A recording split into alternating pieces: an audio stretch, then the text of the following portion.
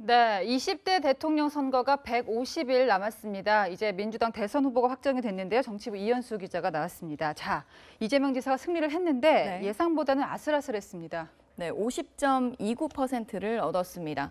0.29%포인트 차이로 결선 없이 이재명 경기지사가 민주당 대선 후보로 확정됐습니다. 문재인 대통령이 2012년, 2017년 얻었던 경선 최종 득표율과 비교를 해보면 조금 네. 낮은 수치입니다. 그동안은 계속 파죽지세였습니다. 이렇게 결과가 아슬아슬하게 나온 이유는 뭘까요? 바로 24만 명의 3차 선거인단 투표 결과 네. 때문인데요. 어제 경기 경선을 마쳤을 때까지 이재명 지사 55%를 넘는 득표를 얻었었습니다. 오늘 3차 선거인단 투표 결과는 지금까지와는 정반대로 이낙연 전 대표가 이 지사를 2배 이상 앞섰습니다. 네.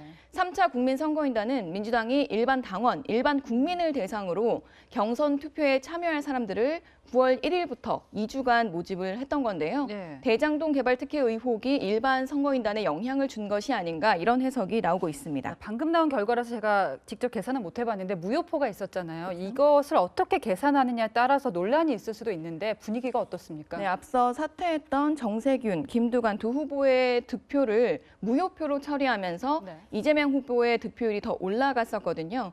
그러다 보니 과반에서 0.29%포인트를 넘긴 이 후보 득표율을 두고 논란이 좀 될 것이란 예상이 나옵니다.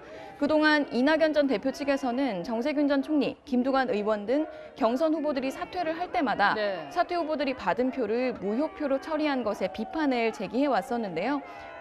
벌써부터 이 득표를 무효로 처리를 안 했다면 네. 이재명 후보가 과반을 차지하지 못했을 거 아니냐 이런 이야기도 나오고 있습니다. 뭐 이 전 대표가 입장이 나온 건 아니고요. 네.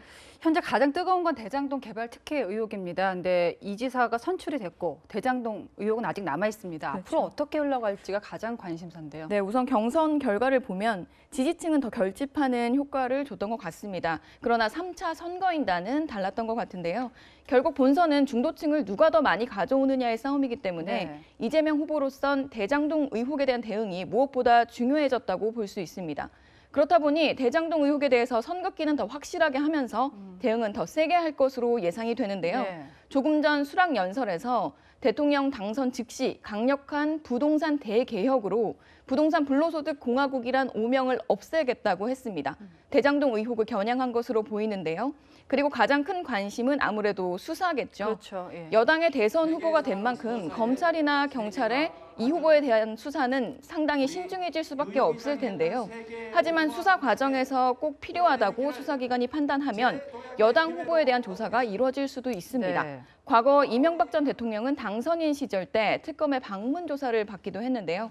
조금 뒤 이재명 후보가 채널A와 인터뷰를 하게 되는데 대장동 의혹에 대해 어떤 말을 하는지 직접 들어보실 수 있습니다. 조금 뒤에 묻도록 하고요. 이제 명락대전이라고 불릴 만큼 이낙연 전 대표 측과 갈등이 매우 컸습니다. 앞서 얘기한 무효표 논란도 아직 남아 있고요. 네. 과연 원팀을 이룰 수 있을까요? 네, 말씀하신 대로 현재 원팀의 가장 큰 걸림돌은 네. 무효표 논란이 될 가능성이 좀 있는 것 같고요. 원팀의 키를 쥐고 있는 사람으로는 이 두 사람을 꼽을 수 있을 것 같습니다. 경쟁 후보였던 이낙연 전 대표, 그리고 당의 친문 지지층들을 움직일 수 있는 문재인 대통령입니다. 네. 보통 경쟁했던 후보들이 선거대책위원회에 참여해서 원팀이 되는 모습을 보여주는데요. 이 전 대표도 합류할지 관심이 모아지고요. 문재인 대통령과는 과거 전례를 보면 통화를 하거나 만날 가능성이 있습니다. 청와대는 이 후보가 요청을 해오면 못 만날 이유가 없다 이런 네. 입장인데요. 문 대통령이 선거법에 저촉되지 않는 범위 내에서 지지 의사를 밝힌다면 이 후보에게 분명 큰 힘이 될 거고요. 네. 그렇지 않을 경우에는 원팀의 어려움을 겪을 수 있다. 이런 관측이 나옵니다. 네, 지금까지 정치부 이현수 기자에게 들어봤습니다.